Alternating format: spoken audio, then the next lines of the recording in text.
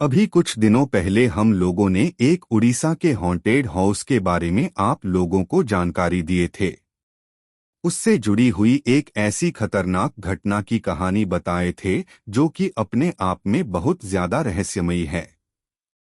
उसी समय मैंने जिक्र किया था कि ऐसे ही एक रहस्यमयी घर, एक ऐसे ही रहस्यमयी विला खंडाला लोनावला में भी एग्जिस्ट करता है। एक्चुअली लोनावला से कुछ ही दूरी पर खंडाला वाले रास्ते में एक बहुत ही बढ़िया सा विला पड़ता है। लगभग 90 से 100 साल पहले की वहां पर एक ऐसी घटना घटी थी कि आज भी कोई सुनता है तो उसके रोंगटे खड़े हो जाते हैं। उस घटना की वजह से आज भी वो विला बहुत खतरनाक तरीके से भूतिया है। केवल वो विला नहीं बल्कि उससे जुड़ी हुई बहुत सारी चीजें बहुत खतरनाक तरीके से हॉन्टेड हो चुकी है। स्पूकी स्टोरीज विब्स के आज के हैरान कर देने वाले बहुत ही ज्यादा खौफनाक एपिसोड में हम लोग उसी आयशा विला के बारे में आप लोगों को जानकारी, उसी की एक घटना की कहानी सुनाने जा रहे हैं। दरअसल बात ऐसी है कि मुंबई में रहने वाले कृष्ण परिवार बहुत ही ज्यादा समृद्ध था।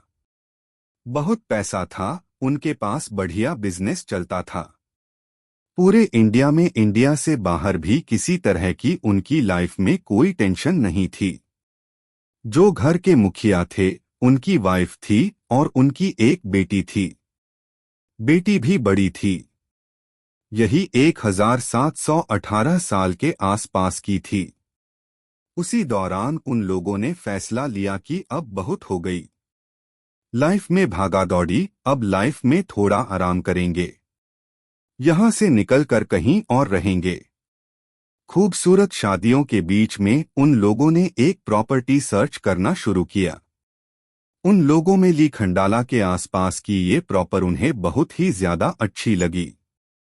शहर की भागदौड़ से बहुत दूर थी, यहाँ पे ज्यादा शोर शराबा नहीं था। आसपास में बहुत कम घर भी थे। 3 लोगों ने इस प्रॉपर्टी को खरीद लिए। इस प्रॉपर्टी में शिफ्ट होने के बाद सब मतलब बहुत खुश रहने लगे। यार बहुत ज्यादा हैप्पी सा फील होता था। इनके बिजनेस में और तरक्की होने लगी, जैसे कि मानो ये प्रॉपर, ये घर उनको दिन दुगनी रात चौगनी तरक्की अपने आप दे रहा था। इसी घर में रहते दौरान उन लोगों ने उस टाइम की सबसे महंगी कार रोल्स रॉयस खरीदे। उस समय रोल्स रॉयस खरीदना मतलब ऐसा था कि भाई आप राजा महाराजा जितने पैसे वाले हो, क्योंकि ज्यादा पुरानी नहीं हुई थी। उस समय रोल्स रॉयस इन लोगों ने खरीदे तो आस पड़ोस के लोग इन्हें देखकर बहुत ज्यादा जलने लग गए कि बताओ, हमारे पास तो ठीक से साइकिल भी नहीं है, बैलगाड़ी भी हम ढंग से अफोर्ड नहीं कर पा रहे हैं, और ये इतनी महंगी गाड़ी लेकर घूम रहे हैं। लोग मनी मन उस परिवार से खुन्नस खाने लगे। जब ये लोग वहां पर शिफ्ट हुए थे तो थोड़ी बहुत बातचीत तो आसपास के लोग कर लिया करते थे, लेकिन अब कंप्लीटली उन लोगों से मतलब ये घर से बाहर भी निकलते थे ना। तो ऑसवर्ड उसके लोग ऐसा मुंह घुमाने लगे थे, बहुत ज्यादा इग्नोर करने लगे। इनको इनकी बच्ची आयशा के साथ कोई खेलता भी नहीं था। कोई भी एक लड़की से बातचीत ना करे, ऐसा मतलब कम उम्र का कोई बच्चा हो, वो अपने घर से निकल रहा है, किसी भी काम से जा रहा है, किसी से भी बात करनी कोशिश कर रहा है, और उससे कोई भी रिस्पांस से अच्छे तरीके से बात ना करे, मुंह फेर ले, तो उस बच्चे के ऊपर क्या इफेक्ट पड़ेगा? आयशा के ऊपर भी वही इफेक्ट पड़ा। आयशा अपने घर पर पूछती तो उसके मम्मी पापा इग्नोर कर देते, बात काट देते। ऐसे करते करते वहां पे कुछ समय बीता। कुछ समय बाद आस पड़ोस के लोग बिना मतलब के इन लोगों से झगड़ा शुरू करती है।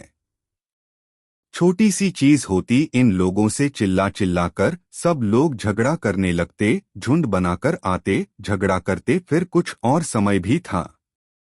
फिर एक दिन अपने आप रात का वक्त रहा होगा, यही कोई 8 साढ़े 8 बजे करीबन 3035 लोगों का झुंड इस घर में घुसा और लगातार आशा के माता पिता के साथ मारपीट शुरू करती है।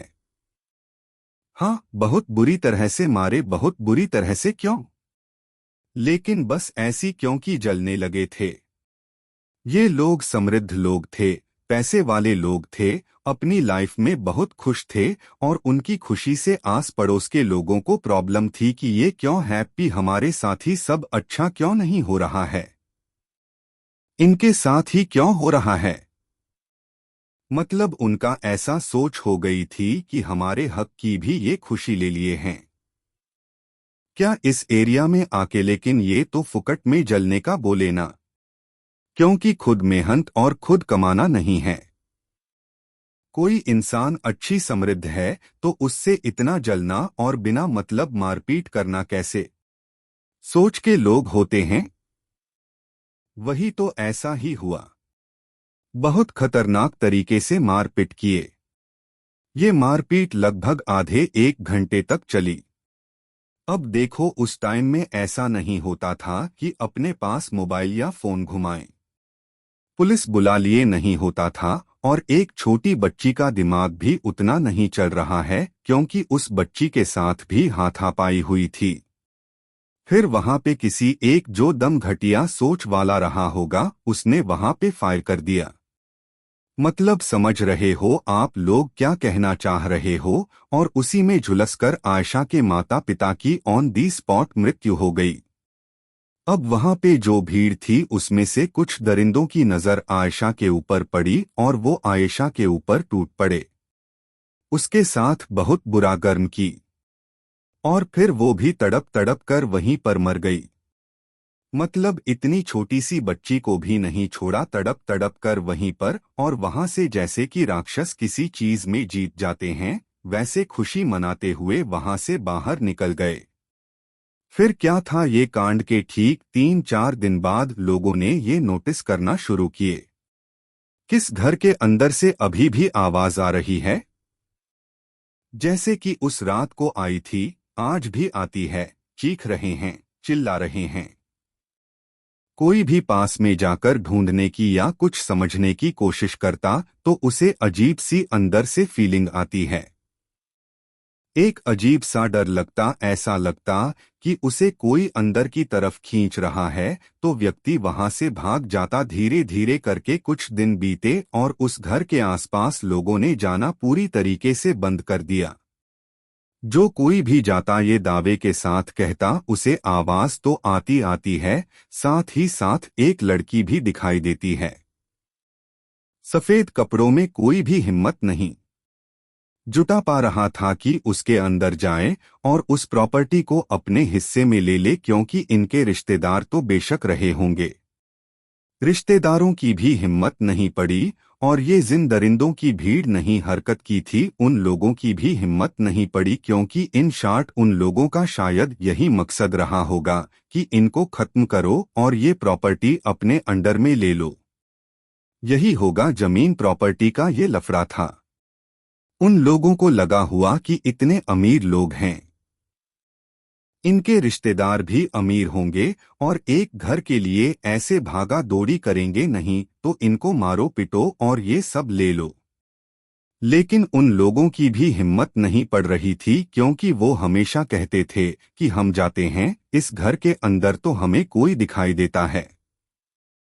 फिर कुछ दिनों बाद एक बच्चा शाम के समय बाहर खेल रहा होगा, ये 6-6:30 बजे के आसपास, और उसकी बॉल इस घर के पास चली गई। बच्चे की उम्र यही कोई 1213 साल के आसपास की रही होगी। वो बॉल लेने के लिए इस घर के पास गई है कि उसे वो जो रोल्स कार थी उन लोग की वो दरवाजा बंद होते हुए दिखा। वो बच्चे ने सोचा कि अरे इस घर में तो कोई रहता नहीं है, देखता हूँ भले ये कार का दरवाजा बंद कैसे हुआ।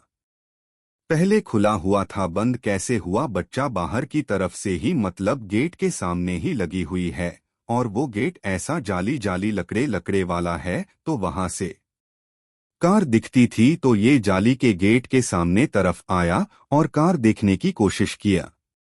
तो क्या पाया कि कार के फ्रंट सीट में आयशा बैठी हुई। आयशा को उस लड़के ने बचपन में देखा था, क्योंकि अभी तो 1213 साल का हो गया था ना। लड़का थोड़ा बड़ा ही था और बचपन में उस लड़के ने आयशा को देखा था तो उसको याद आ गया, और ये तो आयशा दीदी है। वो चिल्लाते हुए गया घर की तरफ। मम्मी पापा सबको बताया कि मुझे आयशा दिखी। आयशा दिखे। आप लोग तो बोलते थे कि वो लोग यहाँ से चले गए हैं, कभी नहीं आएंगे। वो आ गई है, उनसे बात नहीं करना चाहिए ना हमें, इसलिए मैं भाग भाग के आ गया। तो उसके माँ बाप बड़े टेंशन में आ गई कि ये कैसे पॉसिबल हो सकता है। यह बात जंगल में लगी हुई आंख की तरफ पूरे इलाके में फैल गई। सब लोगों ने सुन लिया। फिर लोग वहां पर जाने लगे। बहुत सारे लोग ऐसा की स्पिरिट को देखे। बहुत सारे लोग बुखार में पत्थर मारते।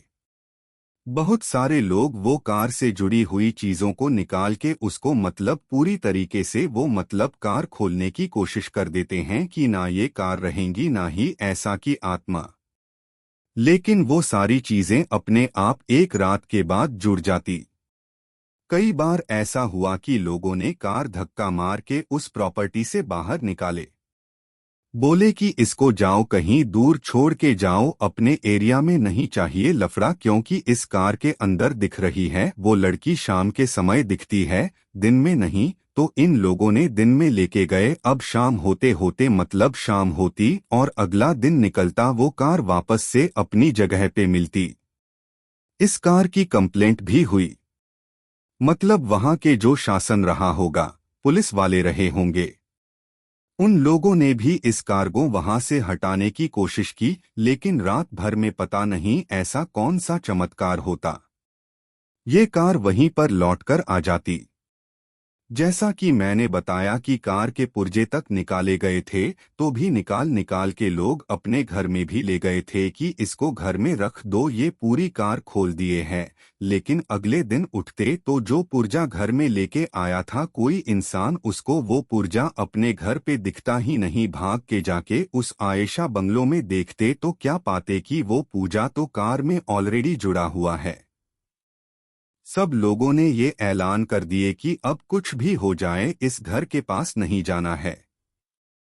एक मूवी आई थी लकीर नाम की, उसका एक सीन है इस कार के सामने शूट किया गया था। वो भी उसी लोकेशन में जाके उस कार को बाहर निकालने की हिम्मत किसी ने नहीं किया। यार ऐसे बहुत सारे लोग वहां पर पहुंचते हैं, ब्लॉग्स बनाते हैं, फोटो शूट करते हैं, लेकिन लोग क्या कहते हैं पता है कि अगर आप आयशा बंगलोस बंगलो का नाम हो गया, आयशा बंगलो या आयशा विला या आयशा बंगलो में जाके आप फोटो खींचेंगे, खासकर उस कार के साथ, तो दो फोटोज से तीसरी फोटो आप कभी खींच नहीं पाएंगे। सिर्फ दो ही फोटो क्लिक होगी, तीसरी फोटो आप जैसे क्लिक करेंगे आपका मोबाइल स्विच ऑफ हो जाएगा। कैमरा है तो कैमरा अचानक से हैंग हो जाएगा या बंद पड़ जाएगा।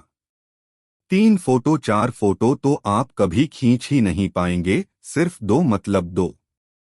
ये बहुत अलग ही घटना है, और जहां तक ये घटना है ना थोड़ी थोड़ी वैसी भी लग रही है। वंडर का कार जो शायद यही से इंस्पायर होके बनाया होगा, यही से इंस्पायर होके वो फिल्म बनी होगी। और ऐसा है कि अभी भी उस कार को देखोगे ना तो देख के बता नहीं सकते कि 9000 साल पुरानी कार है। इतनी नई दिखती है, इतनी नई भी नहीं दिखती, लेकिन इतनी पुरानी भी नहीं दिखती है। उस कार को ऐसा लगता है कि कोई ना कोई सेव करता है।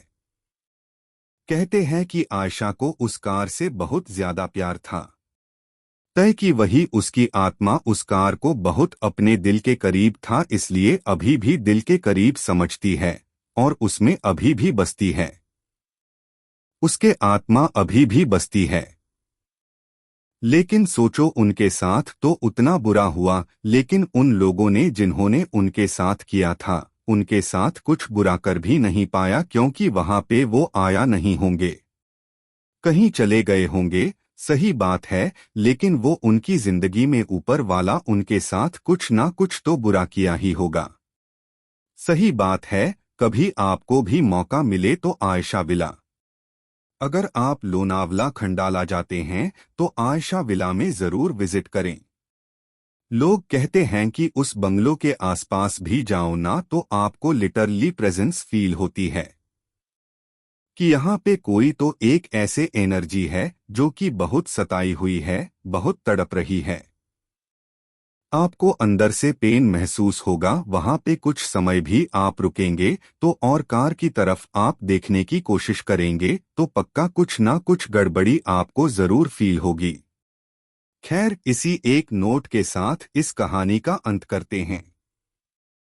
अब तक इस वीडियो को देख लिए हैं तो लाइक जरूर कर देना। चैनल को सब्सक्राइब के ऑप्शन में क्लिक करना है, क्योंकि इसी तरह के हैरान कर देने वाले खौफनाक वीडियो डेली आप लोगों के सामने लेके आते रहते हैं। कल फिर से मिलते हैं, तब तक के लिए बहुत बहुत धन्यवाद। आपका दिन शुभ हो।